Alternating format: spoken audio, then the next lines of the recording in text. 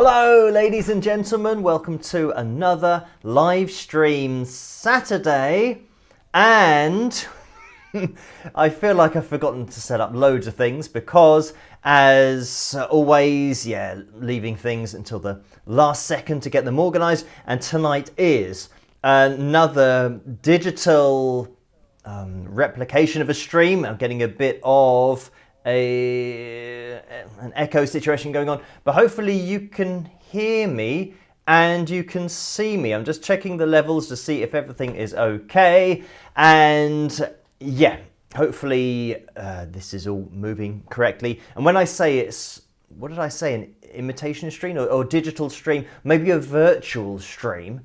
So yeah, we've got the studio behind me, but not technically really in the studio room. And Elaine says another non-live stream live stream. This is absolutely live. Oh, that's just reminded me of a story that I saw in the news that's kind of related to saying that. The non-live stream live stream. Now, I'd say that one of those would be when you record a live stream and then you just set something to then play it back. So it seems like it's coming out live, but it's not live at all. And you wouldn't be able to interact with people like with that comment. You wouldn't be able to interact with a live stream audience if it was pre-recorded. So I'll give you guys a shout out, because it is an actual live stream, but just done on a laptop rather than the Mac Studio. So we have Bob, Bernadine, Julie, Ruth and Rose, PN1123, Howard's in there as well, A Desert Deluge, Bob, Elaine, X-Plan, Mo, Tammy, Cindy, Billy, Karen. Hello, thank you for joining me on this Saturday night. So today I watched Netherlands, because I've been basically watching the World Cup. I've been trying to get less focus on doing the live streams, as you can probably tell, but less focus on doing videos and editing and that kind of stuff, and just watching some football matches, which has been really cool to get into. And it's been Netherlands today against Sweden, and Netherlands beats, if you haven't seen the results, then maybe look away now or cover your ears or go away for a few minutes, because I'm going to say some results here because I was watching it. I was watching, and this is before the live stream, it was Netherlands 5, Sweden 1, unfortunately. And what's interesting about that is in Sweden's first game, they won 5-1. And now they've played Netherlands, they've lost 5-1. So they're exactly where they started. So I don't know what the odds of that happening are for you to get such significant scores kind of going the other way. So yeah, interesting game. Last night, I don't know how many people are actually following the World Cup. Last night it was Brazil and Paraguay. So yeah, I watched that.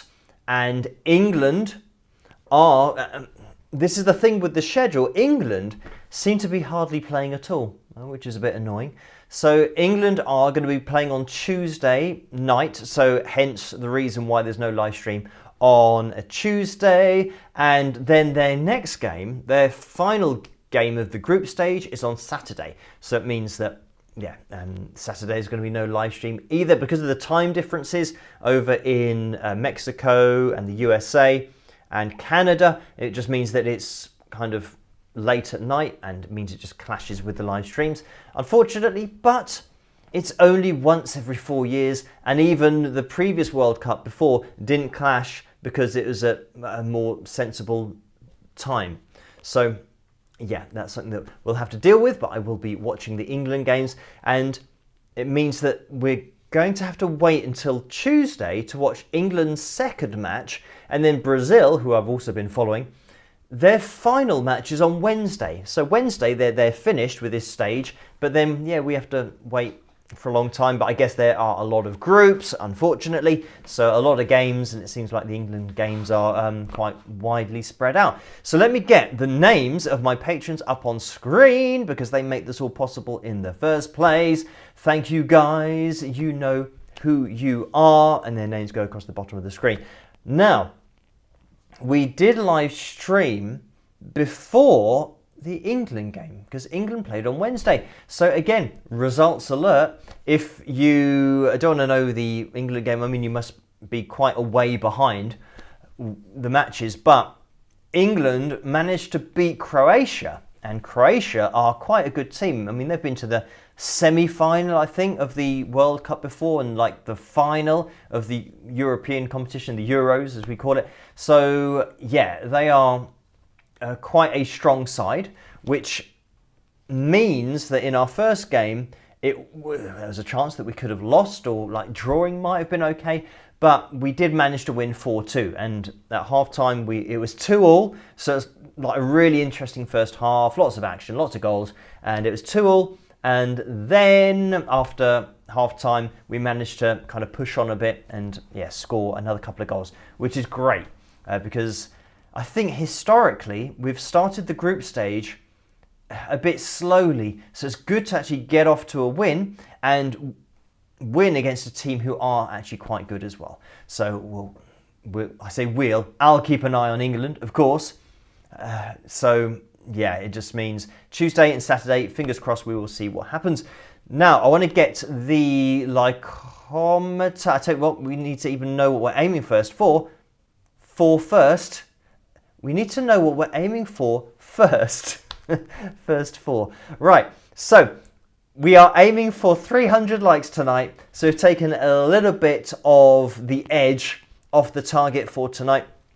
For whatever reason, I do feel like the likes will or have to be reduced on laptop live streams. I'm not exactly sure why that is, but it's just the way it is. We're going to be aiming for 300. Now, what somebody said when I said that I wasn't actually in my studio room and that I'm using magic to make the background look like that, somebody did say, oh, the lights at the... Oh, no, it's on that side. The lights are going into your amplifier.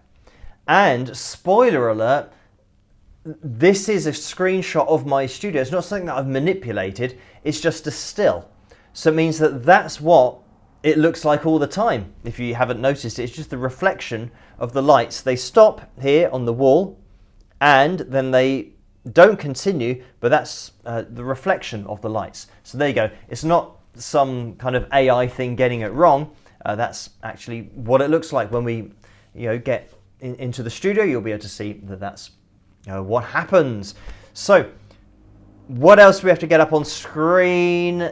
The donations tab, because as I always say, you don't have to donate, just watching is great. And yeah, hitting the thumbs up is great as well. I will bring on the lycometer so we can complete that in the corner. 194 likes so far, so if we can get a spike of the likes, that would be very much appreciated. But back to the donations, you don't have to donate, just watching is great. And yeah, thank you to everyone who does donate. It is very much appreciated, but not required at all. And that goes for everything on the channel. We just keep on pushing forward and see where we end up. So yes, we do have, and we had the video last night, which was the authentic vocal video that I then released on Wings of Pegasus as well. And what's really interesting, which I already know that this happens, is that anything authentic vocal related won't get pushed at all to subscribers. And that's just, again, one of those things, unfortunately, when you are pushing out something that might go against the tide of the music industry. So that is the case with last night's video. But if you do get a chance to check it out, if you could check it out, that'd be great, because every view helps with, not only the channel in general, but with those videos, like with the Wandering Hearts, who I featured, they get the ad revenue for me featuring their song. So yeah, it's a bit of a shame that YouTube won't push things in that direction, when it's, you know, lesser known artists and unsigned bands, and me just, you know, trying to show them on the channel and maybe promote, you know, fully live music and unedited vocals, all that kind of stuff. It's a shame that that really does get stifled and doesn't get, you know, I don't know, released to subscribers of the channel. But we will keep on doing it and see how things go. Andrew says, who did and how was the revolving camera set up if a video was sent to you by BBC Introducing? So it's a 360-degree camera, which means that the image that you're looking at and the image that I've been sent, the video file that I've been sent, is like a really long image. If you remember, like back in the day, all the rage were panoramic pictures, photos. So it means that you took a picture and then you moved your camera again, took a picture, and then it stitched all those together. So you get a really wide camera, which effectively is showing you everything that you're seeing around you. So that's effectively the kind of image that when you just play the video normally, that's what it looks like. But of course, you know, doing an analysis video on that, it means that you can't really see what's going on, and it's all a bit warped because of the 360 effect. So what I did was in Logic Pro 10, I imported the video and set it to display as a 360-degree video, which means that you can click on the image and drag the image, or you know, what you want to look at, kind of left and right.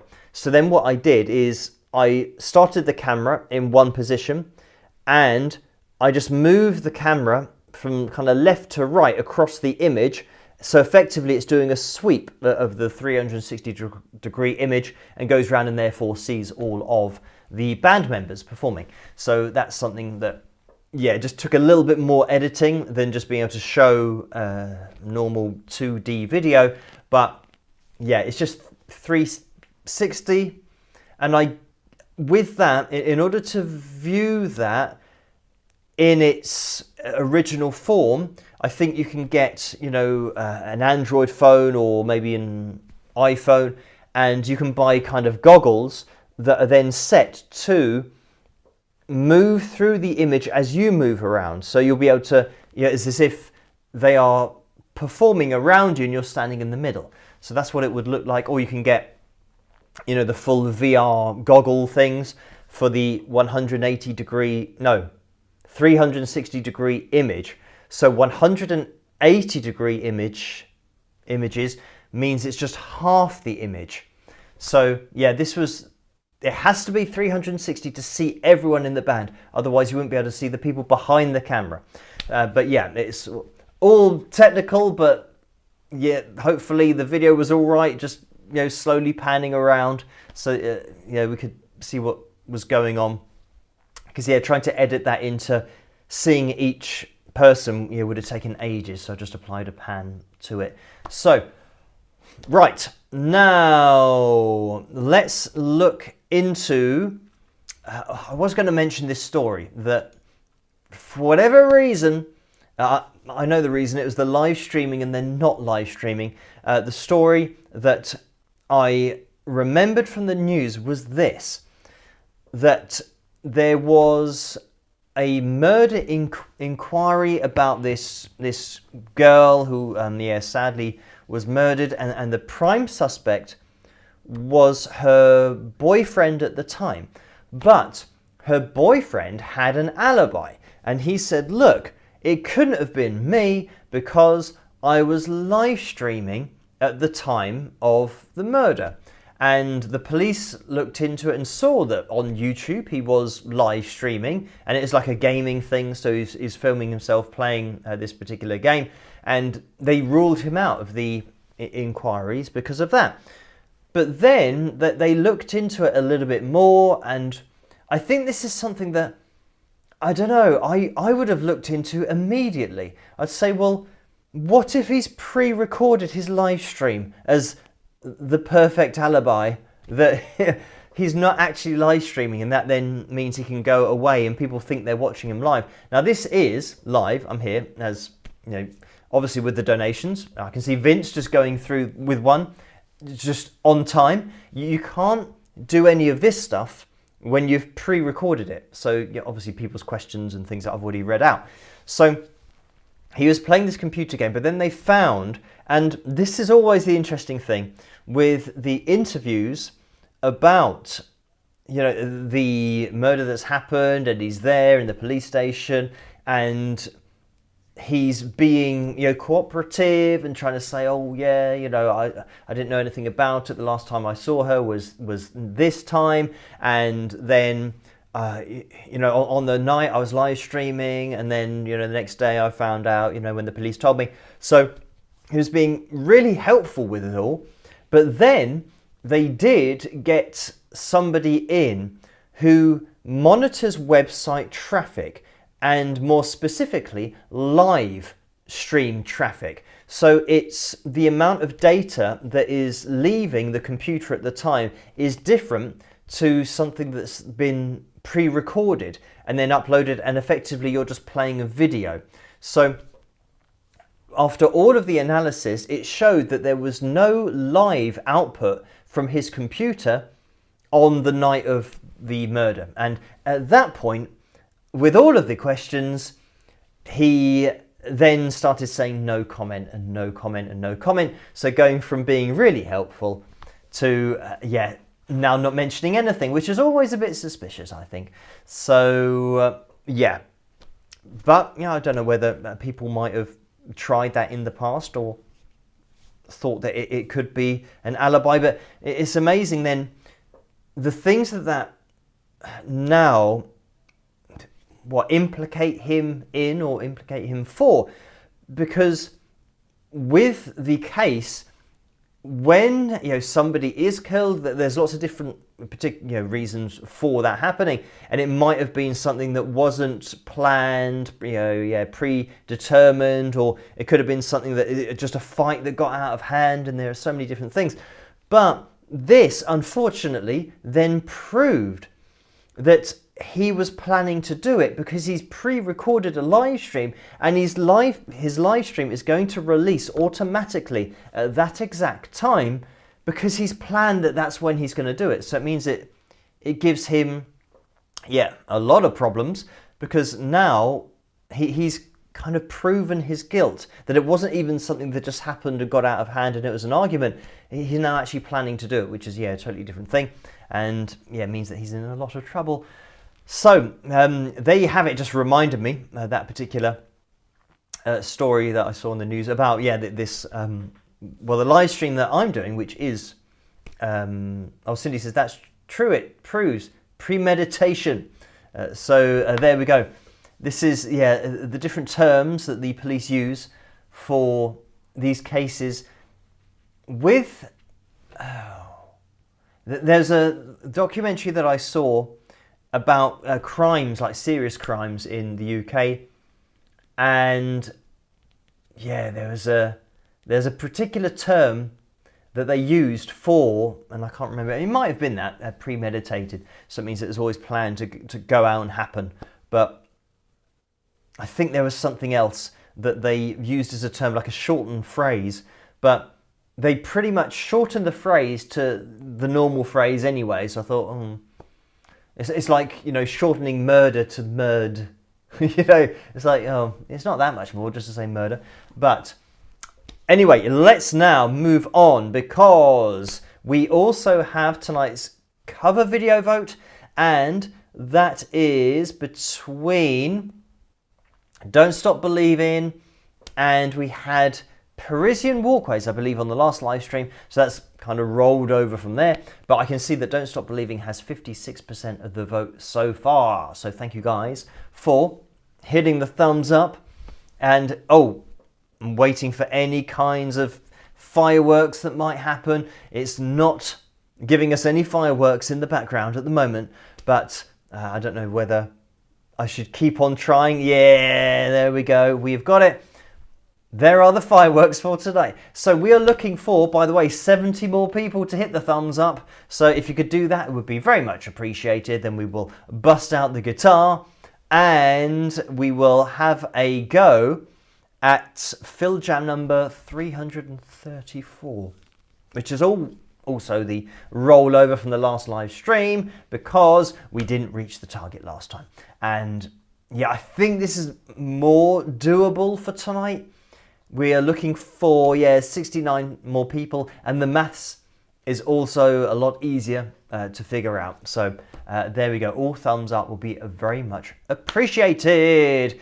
So now, with last night's video, hopefully you guys can go and check out that. If you want to check out the @official authentic vocal channel, then you can do, because that's where I'm going to be releasing the videos first and then releasing them, maybe the best part of a week later on this channel. I think releasing the videos here does help to get them out there a little bit more. I guess any extra views, any extra exposure for the bands or artists is always a good thing. So yeah, I will have to just do what I can. I don't think there's a lot I can do on YouTube, just releasing the videos and hoping people check them out. But certainly the Authentic Vocal channel, if you subscribe to that, that would help out a lot. And if you want to get involved directly with Authentic Vocal, then you can head over to patreon.com/Authentic Vocal.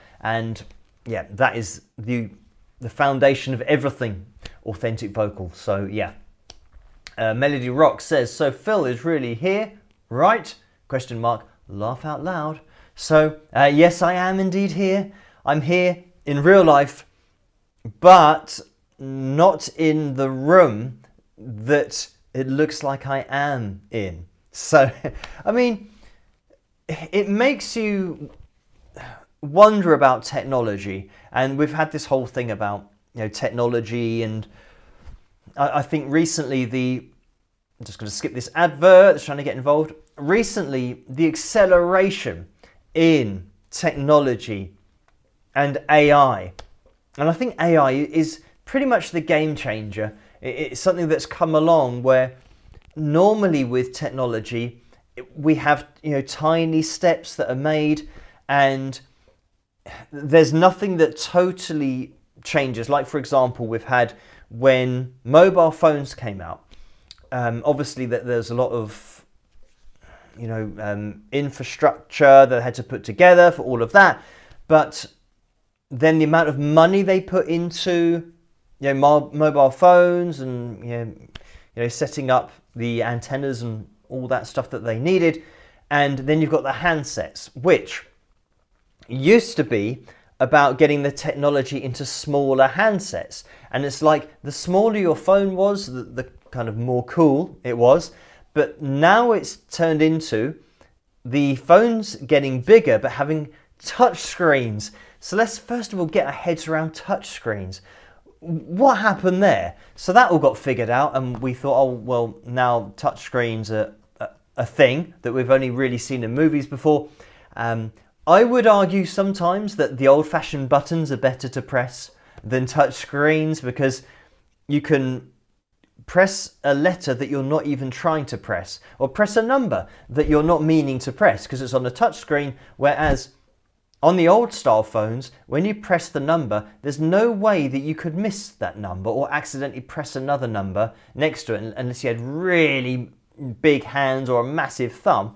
So yeah, getting back to it, it means that the technology's gradually moved on from the phones and the internet getting faster, the phones getting faster, and it's just a little bit of improvement at a time. And then you've suddenly got AI. And it seems like it's just appeared out of nowhere that this technology now exists, and yeah, they're making massive data centers. And I did see a bit of a video that Rick Beato did on his channel about AI and these data centers, and how they're now going to be making computers in exactly the same way that they did for digital audio workstations and having logic Pro or GarageBand or Cubase or whatever your personal choice was, being able to have that in a computer meant that you didn't need to go to the studio anymore to record. So they've condensed the studio down into the computer, and what Rick was talking about was now the computers being geared towards AI and being able to do all of those processes that they're building these data farms for, but to do it in a laptop. So it means that these data farms are basically a waste of time. But I've got a bit of a counter argument to that, yeah, if you're doing things on your computer and yeah, it's going to be local processes that you're doing, and even not needing to connect to the internet to do it, that's great. And it means that, yeah, if you are involved in AI processes and you're doing things that way, then you don't have to now potentially sign up to a website or another company that are offering that. But the counter argument that I can make for the data centers, and I'm not a big fan of AI, especially not how ridiculous it is with data centers, but let's say, for example, and this is a fact, that the more you feed AI, the faster it learns and the more it learns.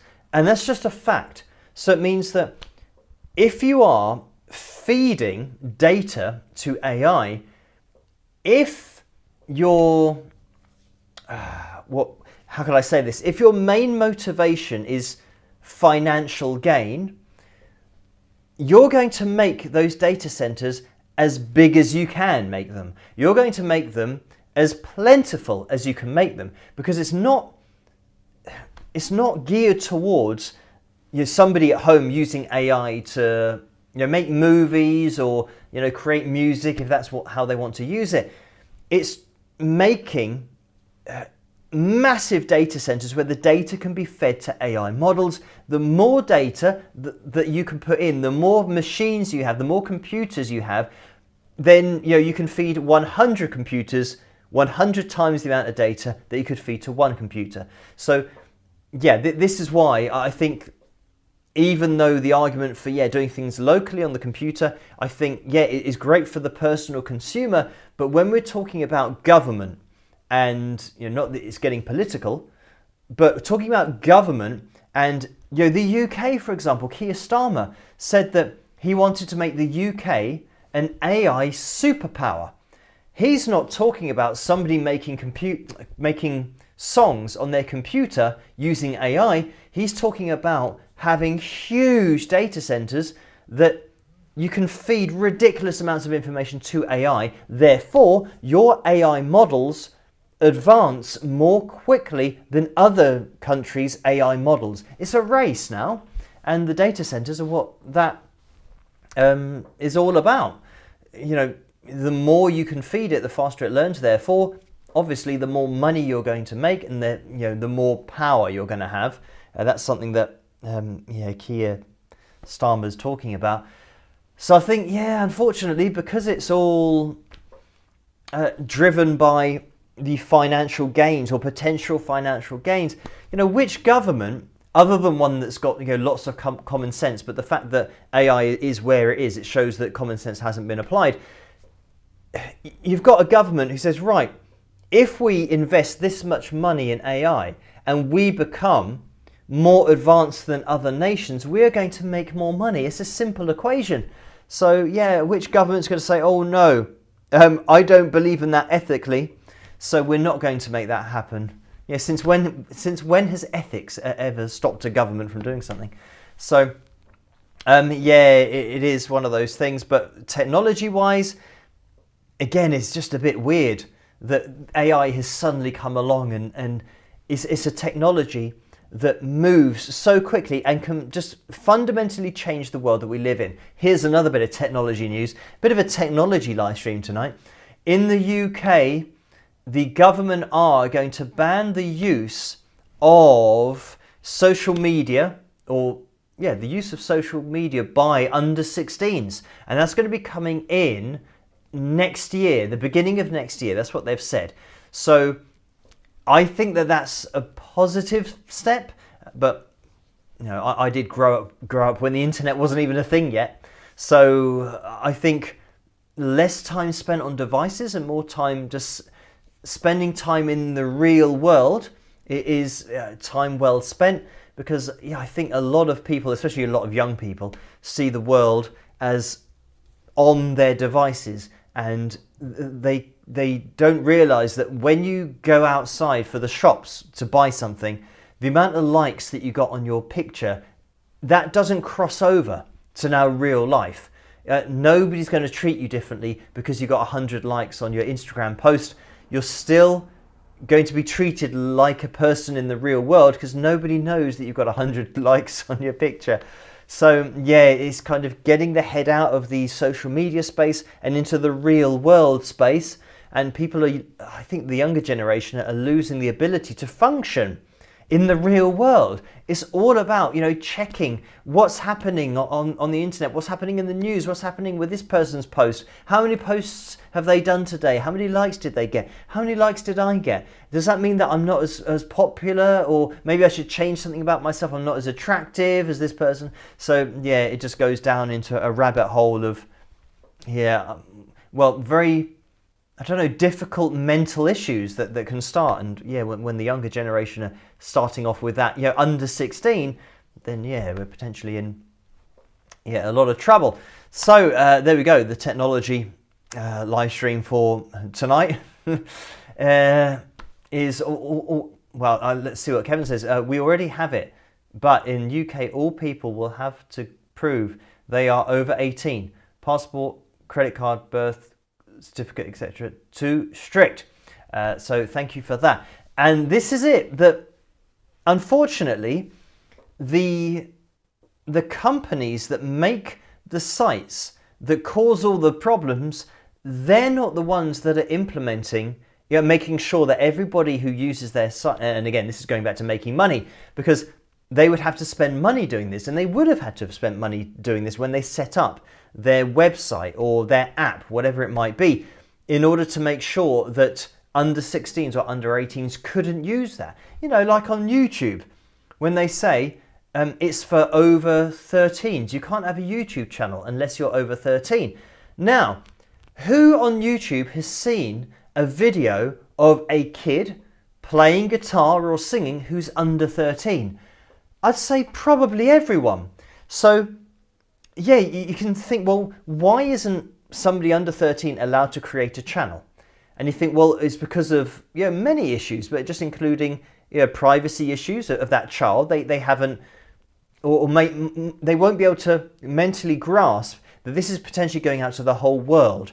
So when you've now got an adult who's setting up a channel and are putting the child on that channel, that's now the adult's decision to now put their kid out across the internet, and yeah, for millions of people potentially to see them. And maybe, you know, obviously they're hoping that positive things are said, but it could be potentially negative, that you could get millions of people saying negative things about a child. So yeah, there's so many implications and negative implications of doing that. And the problem is that it's down to the government to now try and bring in these, I don't know, these laws, or you know, the legislation that means that right now you're not allowed to use it. And I think it should be, or it should have been, again going back to the point of, you know, ethically doing something, the social media companies and the app makers, they're not thinking about things ethically. They just want to make as much money as possible. So they will just say, oh, by the way, guys, you're not allowed to use this if you're under 13. And then if somebody tries to set up an account who is under 13, there are no checks to make sure that they are over 13. So yeah, the app creators haven't done their due diligence, and yeah, it's all coming down to the government. But if we lived in a world where everything was as it should be, the apps should all have been regulated exactly the same as AI. It should all be regulated so that an app says, right, this is what I want to do. And then the government will say, well, what is your app trying to do? And it says, oh, well, basically you can make videos. Anyone can make videos and upload them, and pretty much upload whatever they want. And they can live stream as well. How many cases have there been where people have actually killed themselves doing a live stream so that other people have seen it live? You think, well, that shouldn't have been allowed to happen. So something's gone wrong in this process of, making sure that we keep a handle on what's going on with these different apps and websites, and especially YouTube. So yeah, the government should be the ones who allow the apps to continue, because they know that people aren't going to get exploited by using it. But yeah, you've got WhatsApp with its end-to-end encryption, whatever all that's about. So yeah, it means that the government don't really know what's going on. So yeah, it's a shame, but yeah, things, especially with AI, just seem to have exploded, and they were already out of control. So with all the data centers and all the accelerated learning, it just gets a little bit more out of control. But again, that should have been covered by the government knowing about it. That they should have had somebody who knew about AI and realized that it was being trained on copyright material, that it shouldn't have been trained, or it shouldn't have been legal to be trained on that. Because as much as people say it's exactly the same as a human being inspired by things that they're listening to, AI can't be inspired by anything. It's exactly the same as, and this is quite, I think, quite an accurate representation when people say it's exactly the same as a human being inspired by something. It's such a contradictory statement, because somebody's saying it's exactly the same as something, but they know it's not exactly the same, because they know it's a computer model that's being fed information. That's not what a human is. A human isn't a computer. So it's a fundamental difference. It's not exactly the same. If it were exactly the same, it would be the same as somebody marrying, let's say a guy marrying a woman, a man marrying a woman, and then a man marrying a doll.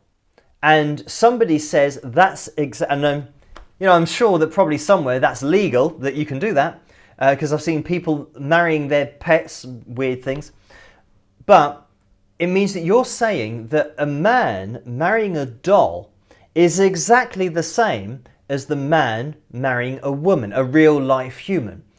I think anybody who isn't a can short of a six-pack would say you can't say those are exactly the same things. Yes, they've gone through the same, the same process of ending up as being married, but one is a doll and the other one's a human, like in terms of what you've been married to, what the guy is married. So it's exactly the same for me with AI. Saying that AI is exactly the same as a human being inspired, you've just proven by saying that it's not true, because you've mentioned AI. A human being inspired by other humans is a human being inspired by other humans. That's all it can ever be. So yeah, it's weird, because I get that comment so many times in the comment section of some of my AI videos, that people are referring to something as the same, and they are stating that it's not the same. So yeah, I don't know, it's almost like with AI, people's brains are now not working properly, that they think it's the same thing, kind of, oh, that's the same as that. But you know that that's a computer, and that over there's a human. So how could it ever be the same? It will only ever be different, unfortunately. So, right. Anyway, we will jump into the... Let me just... Oh, I'm going to have to jump out of the likeometer to get into the super chat window. We'll start with, it's Elaine who's donated $5, so thank you for that. And the message is, that was a joke, Phil. I just meant you aren't in the studio.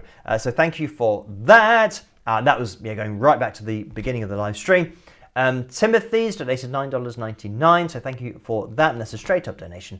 And Vince has donated $5. Thank you for that, Vince. And the message is, Phil, it's my birthday. Will there be a picture corner today? I have a photo in the queue. Thanks. So thank you for that, Vince. Now, getting a screen capture organized on my laptop is going to be difficult. But, you know, as it's a birthday thing, what I might try and do is organize it while we play the cover video, which, by the way, is looking like it's going to be Don't Stop Believing. It has 58% of the vote. So, yeah, if you want to vote for that at the top of the bottom of the live chat room, as it is now, it used to be at the top, then, yeah, you can click on that. And it's going to be either that or Parisian Walkways. But as for the screen capture thing, I'm going to have to try and use, like, the Lycometer screen capture is a tiny little square like that. And because I've moved it, I was trying to move it around so that I was trying to see if it would be possible. Now, let me see if I can grab that. Right, so that's, oh, it's moved over to there. So yeah, there we go. So that's the likes now, 293. Which is great. We're looking for 7 more people to hit the thumbs up, then we'll bust out the guitar. Have a jam at the end of the live stream. But it means I would have to get a browser and go to Facebook, get the picture, screen capture it, and let me just check that I can do picture corner. So hang on for a second. I'm going to check that this button works. Yes, that worked. So we can get into picture corner. I'm going to have to figure this out, but I will try my best. For Vince's birthday in order to get that on screen. So thank you for that, Vince. And yes, right. Now I will jump into the PayPal window as well because we had a few donations in there. And in order to, I just want to make sure I don't miss any of these. In order to access these, it's on my laptop, which is down here. And the first donation came through from Bruce. So thank you for this, Bruce. And it was for £4 and it was a straight up donation. So thank you for that. And Cindy then donated £50. So thank you for that, Cindy. And this has a message which says, "Hi Phil, what are your thoughts about the officiating at the World Cup? Any big surprises for you in the results so far?" So thank you for that. Yeah, the officiating I'm not too sure about. There are kind of decisions, or there are sometimes referees, and I think this was the case last night in the Paraguay game, I think, where some referees like to be the focus of the attention and make decisions that, yeah, you think don't really need to be given. And yeah, I think if you've played football at a decent level before, you know when a foul is a foul and when something has been kind of simulated, or when somebody's diving trying to get a free kick. So yeah, I think it's a bit hit and miss with the officiating. Myself, I've seen decisions that are a bit questionable, and then there's a particular offside where it looked like it wasn't offside, but they then didn't even show the fact that it was offside to then prove. And I guess with my channel being analytically based, I always show the results of what we're talking about so we can see on screen what's going on. So when there's a particular decision that's been made and the experts who are analysing the game said that it looks onside, from the images that we can see, it's not offside. So why was it given as offside? And then they don't release the footage of the computer program that decides that it's offside. When they then don't release that, you think, well, that's only suspicious, because it should be objective. It should be a fact that it was offside. So just release the image showing that it is offside, but then it's not released.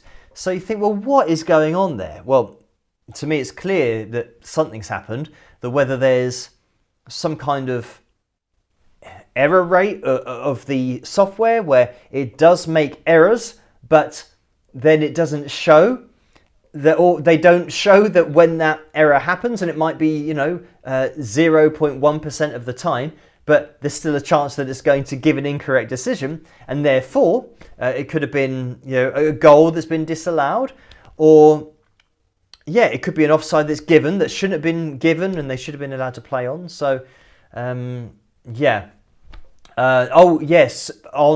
the Scotland game, so Scotland won their first game and against Haiti, and in their second game they had, I'd say, a couple of shouts for a foul, but there was one that should have really been a penalty, because the defender, and this is what always happens, and referees don't really understand, a lot of referees don't understand this, some of them do, but when a defender makes a decision to try to get the ball, it's called committing yourself. You have committed yourself to that action, meaning you think that you can get that ball. So the defender committed himself to getting the ball, but by the time he'd got there, the ball was gone because the player has touched the ball. So the defender now hits the opponent because they've mistimed it. They've made a bad judgment. They have committed themselves to an action that's resulted in a foul, which means that is only ever going to be, or should I say, it should only ever be a foul, because it's a misjudgment by the defender. If you don't give a foul for that, it means that defenders can now make mistakes all the time and they're not punished. And it's, for me, it's black and white as to, and you can see clearly when a defender is trying to get the ball, therefore kicking his leg out and missing the ball and hitting the opponent. That's always a foul. And that's something that unfortunately Scotland didn't get. They didn't get a penalty when they should have got a penalty. Because the defender made that choice. Exactly the same as sometimes when a goalkeeper comes out and commits himself to try to get the ball, but the striker knocks it past him and then he gets the player. He's missed the ball, he's made a misjudgment that's resulted in a foul and resulted in contact with the opponent. So that's always a foul. And according to the rules of the game, the laws of the game, that can only ever be a foul. But the referees don't know how to apply the laws of the game, and this is something that happens the world over, unfortunately. So exactly the same happened in the England game, but guess what? It was given.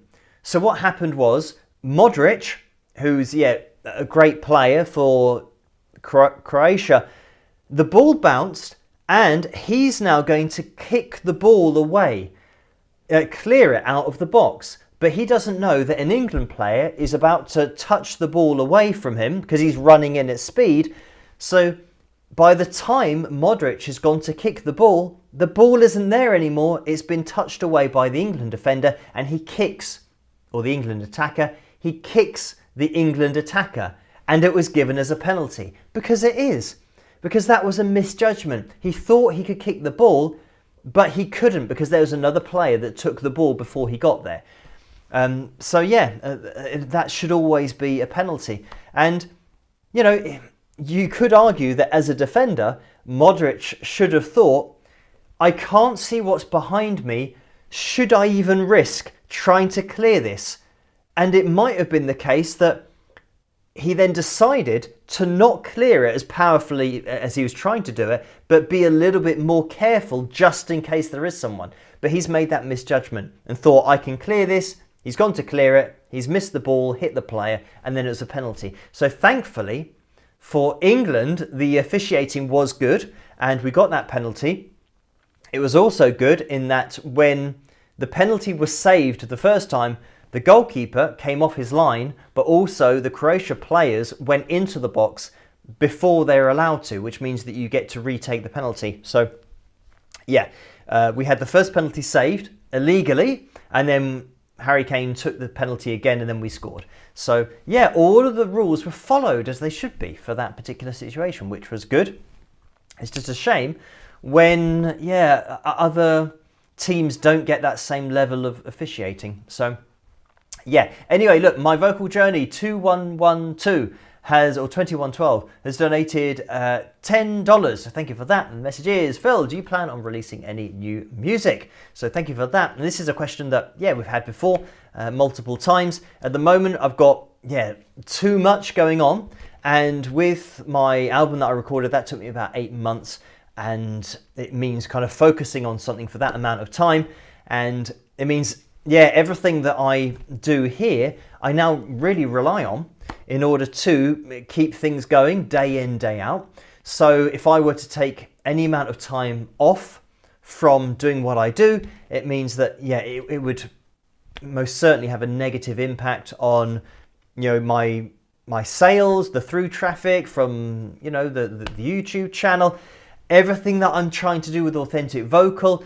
Obviously, I wouldn't be doing that either. So I think my direction and my focus very much is just trying to give a bit of a spotlight to unsigned artists and the younger generation of musicians who are genuinely producing great music and performing live and having great live performances.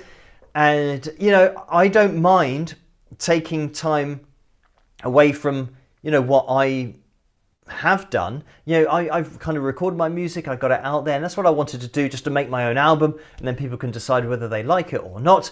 And obviously that takes a lot of work to do that, to do everything yourself and to promote it yourself and get it out there. But I'm happy with that people have at least got music of mine that they can listen to. And I don't mind kind of putting my stuff to the side to focus on what I think is a bigger issue, but also it's, I don't know, almost like a mission.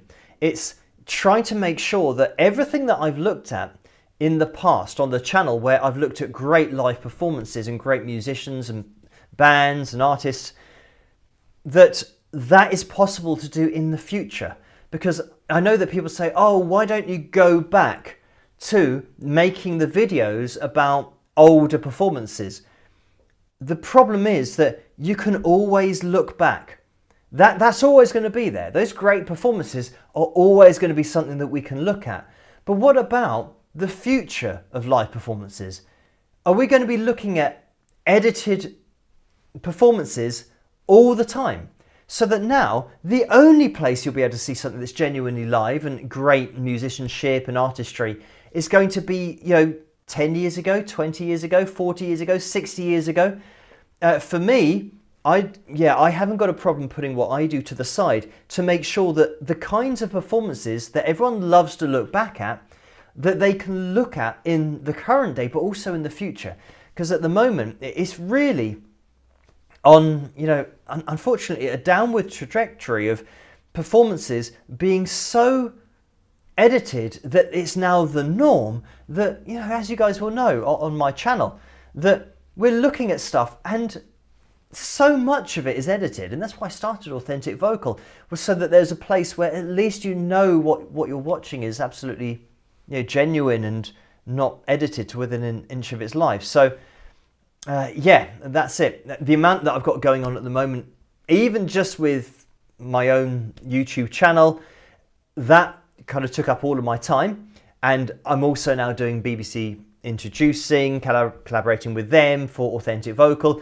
So that's something that I've also now taken on board. So I don't mind kind of effectively making a bit of a sacrifice with releasing new music to keep everything going and try to make sure that artists like myself, 20 years ago when I was trying to make music, thankfully it wasn't all where it is now, that it's an industry standard to pitch correct and then even kind of lip sync or mime and do that kind of stuff during live performances.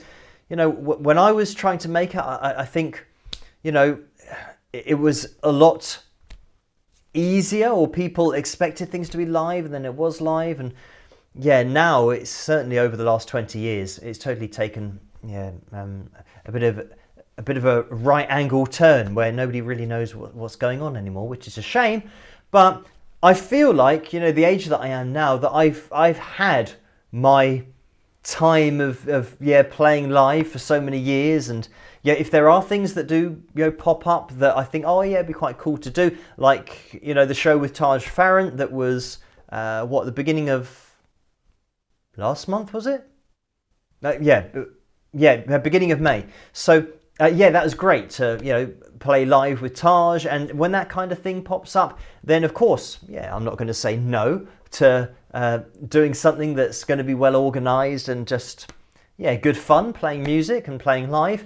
But it's not something that I'm going to be like pursuing. If things come to me and they say, would you like to do this? Then I would say, that sounds like fun. But anyway, I can see, Journey Girl says, but all we need is one song. So again, I do everything myself. So it means that I would be doing the whole song. And I don't use AI. So it means that I wouldn't be typing in prompts and then get the result in 3 minutes. I would be, getting all of the instrumentation down. I'd have to, get the song together. I'd be recording all the vocals, the backing vocals. I would then be mixing it. So that's kind of the job of the producer. So the mixing stage takes a very long time as well. And this is all time that, unfortunately I don't have.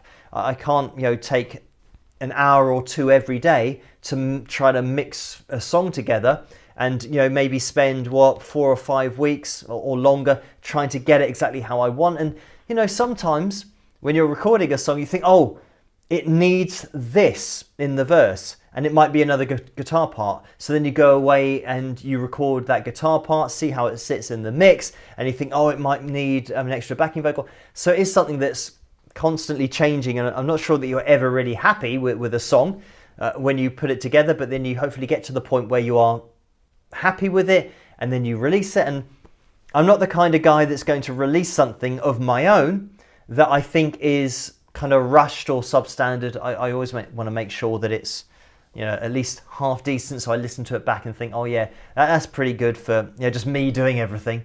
It kind of almost sounds it almost sounds like somebody in the studio making some music. So anyway, but thank you guys for the requests to make music. I think in order to do that, it would have to be something where I would be financially secure, that I knew that, right, if I now didn't do a video on YouTube, then I can take the hit from the algorithm, and it means that losing potentially thousands, tens of thousands of viewers every week, maybe every day. I can deal with that, which it means that you're not getting the merch sales. By the way, link to merch in the description below if you guys want to get your hands on any of the merch, because all of that stuff does factor into it. The through flow from the videos and everything that I do, that is all an essential part of the equation, where it is effectively living day to day, that you're hoping to get the same views and the same through flow and then the same orders and everything day in, day out for your life, kind of forever, for things to continue, for you to be able to pay your bills. But in order to then take time off, it means you would be stopping that. So you'd be making a loss. And that only ends one way. So it would have to be financial security that, if you're like a millionaire, it doesn't affect you because you're not living kind of day to day with everything that you're doing, and you're not a slave to the algorithm having to make sure that you produce what YouTube wants you to produce, the amount that it does, with videos and shorts and live streams, that kind of stuff. So anyway, we are going to be jumping into the cover video for tonight, which is, I believe, going to be Don't Stop Believing. I'm going to attempt to set up this picture corner, if I can do the screen capture thing. We'll see how that goes. But it means that I've got, about 3 minutes to do that while this plays. So I hope you guys enjoy this. This is my version of the Journey classic, Don't Stop Believing. And I'll see you after. Rock!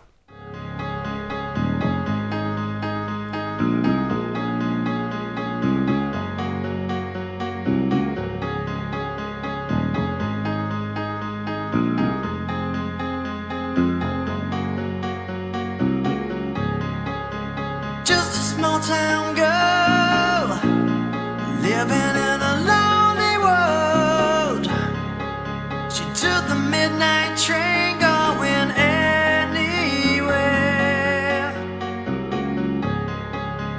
Just a city boy, born and raised in South Detroit. He took the midnight train going anywhere.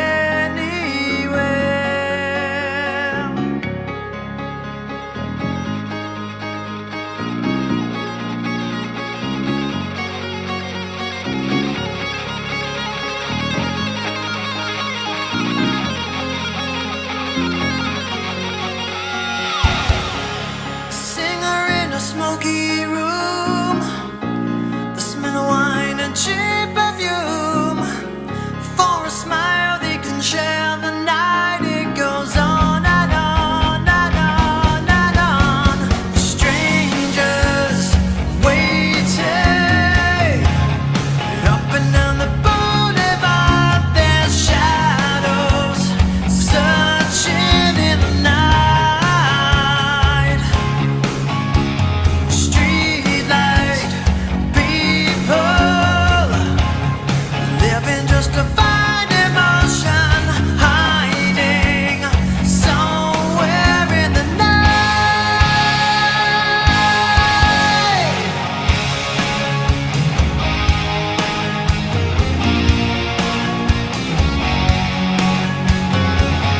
Working hard to get my fill. Everybody wants a thrill, paying anything to roll the dice just one more time. Some will win, some will lose. Some are born to sing the blues. Oh, the movie never ends. It goes on and on and on and on. Strangers waiting up and down the boulevard. There's shadows searching in the night. Streetlight people living just to find emotion, hiding somewhere in the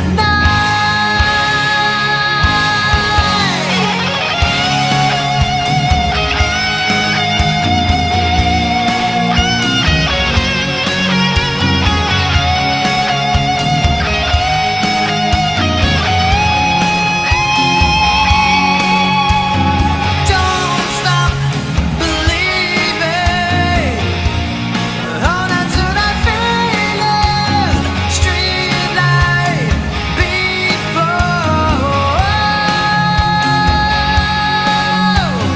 Don't stop believing. Hold on to that feeling. Streetlight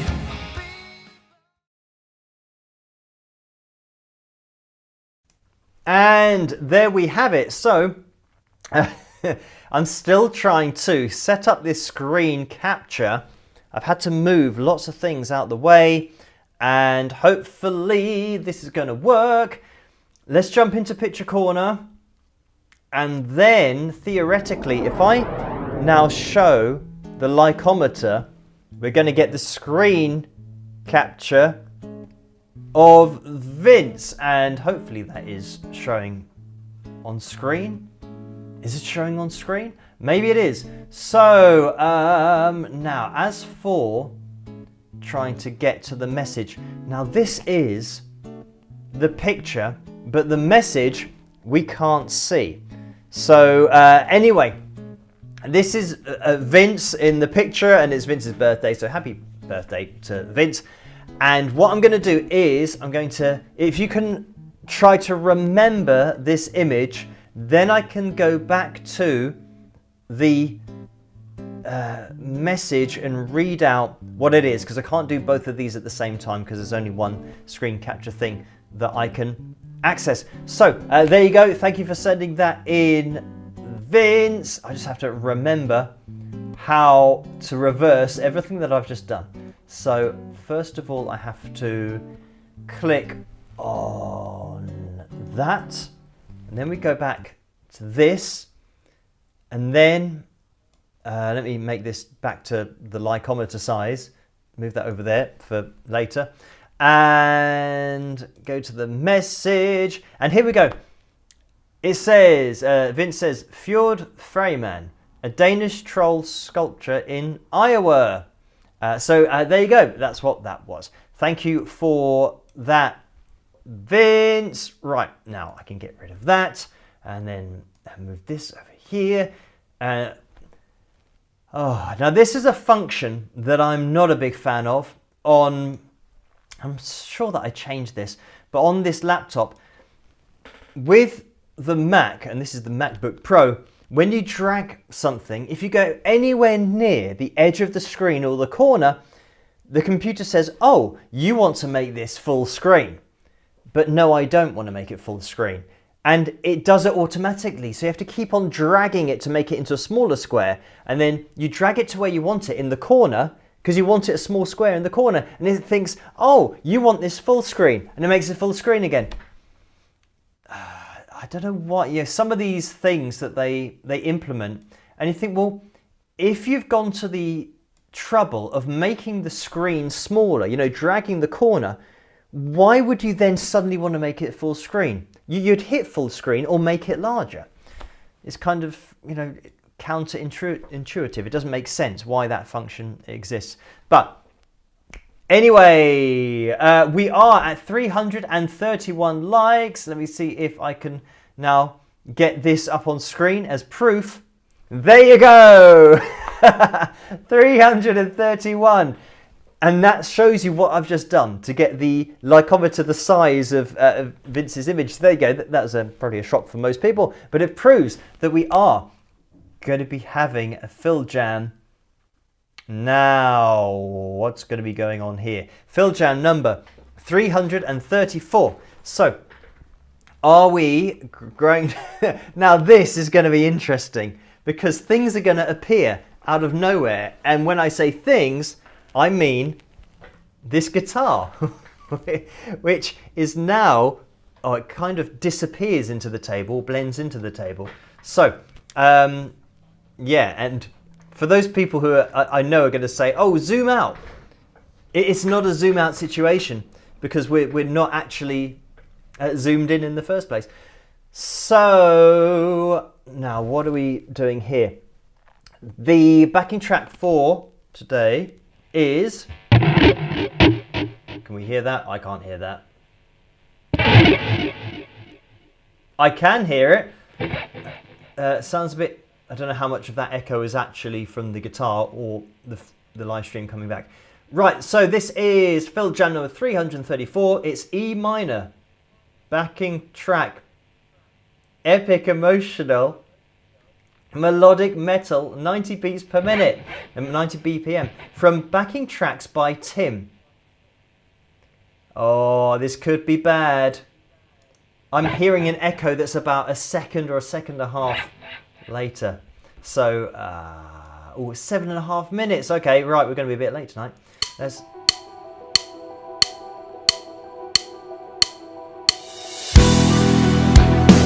Right, so can you hear this?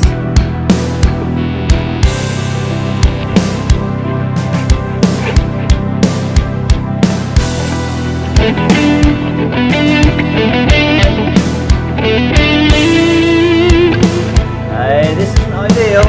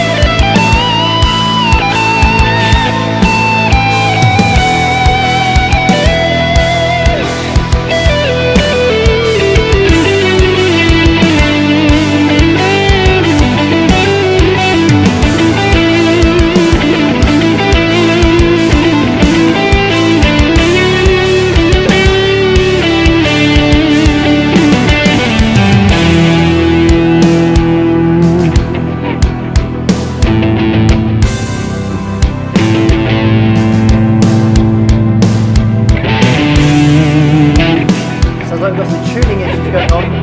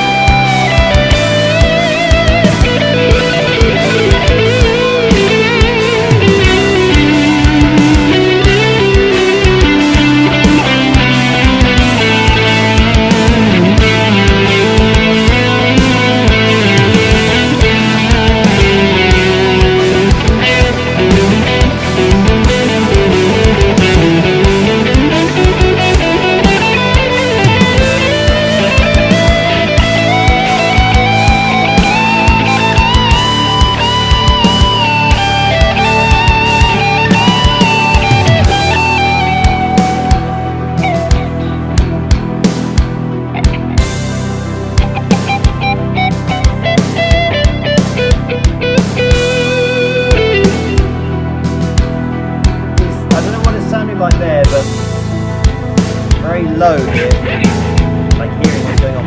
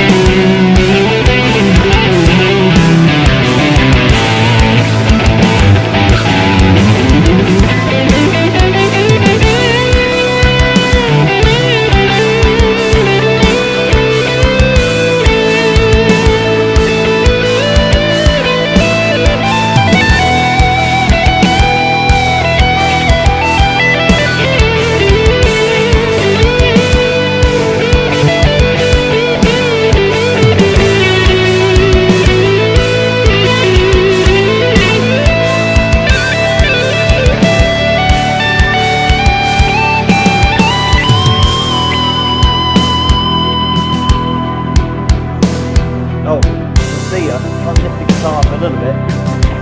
See, maybe see what's going on.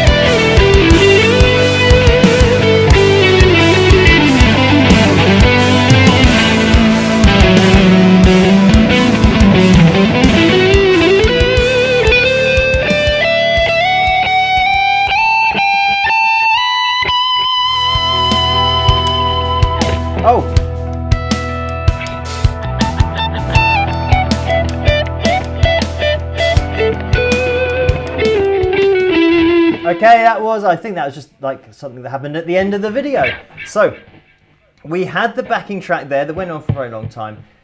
And yeah, that was the levels at my end were not very good at all for that. So it's all really, really quiet. But I hope that you could hear it.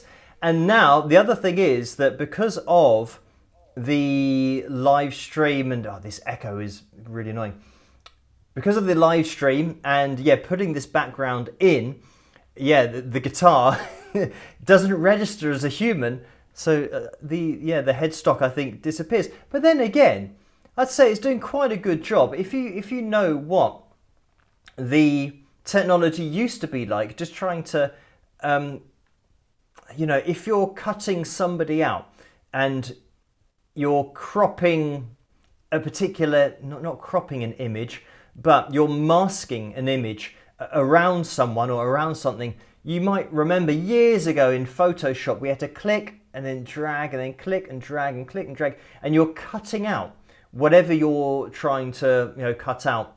For example, myself with putting Wings of Pegasus in the background, it would take ages to do that. But now the technology is at a point where it's doing this in real time on a live stream, on a video, and it's cutting myself out and putting a background in behind it. So it is amazing how the technology develops. But as for what that was, it was probably just a lot of noise, but it was E minor backing track, epic, emotional, melodic metal, 90 beats per minute from Backing Tracks by Tim. So you guys can check that out if you want to have a jam along to that particular backing track. Now it's time for me to call things to a close, and I am just going to make sure that everything is up to date. We are not up to date.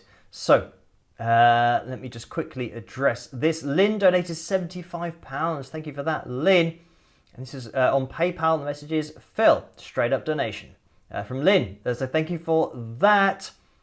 And Karen donated £3.62. So thank you for that, Karen. The message is greetings from beautiful Sacramento, California. Phil, I agree with having minors wait for social media. I was out bike riding, taking swimming lessons, etc. with friends growing up. About kids on YouTube, I always think Taj was very fortunate to have good parents when he was starting out. So thank you for that. Taj and his family are very cool and just kind of straight down the line. It's why kind of Taj is doing what he's doing, that he's not tempted, and certainly his family aren't tempted by signing a major record deal and going along those lines, because that would be and is an option for him, but he'd rather just do what he does and go and play live and not then start having to post-edit live performances. He just goes and does it, which is great. So right. Oh, and Kevin says, quick, are the backing tracks off YouTube or MP3 sent? So it's just a link to a YouTube video. So they're and that's why I give the title, so people can go and check it out after the live stream if they want to. So Ninja Kitty says, so is there a live stream on this Tuesday? So no live stream on Tuesday and no live stream on Saturday, because England are playing on both of those nights. And so the next one will be the Tuesday after that. So basically a week off from live streams next week. But then, of course, I will see you at the one after that. The World Cup will still be going on. So, I'll still be kind of out and about and working out a way to keep on doing these live streams without, having to miss a lot of them. So, anyway, thank you guys for tuning in tonight and hitting the thumbs up, getting us to that likes goal. Ironically, we've ended at 348, which is great. And on Tuesday, we didn't hit the 345. So we might have done it tonight. But anyway, thank you guys for tuning in. Another video coming your way tomorrow night, of course. So look out for that. And as I always say, try to stay as safe and as sane as possible in this crazy world in which we live. Have a fantastic rest of your weekend. And I'll see you guys in a week and a bit in a live setting. So have fun, enjoy yourselves, and then we'll reconvene Not next Tuesday, but the Tuesday after. So yeah, I will catch you guys at tomorrow night's video. Rock!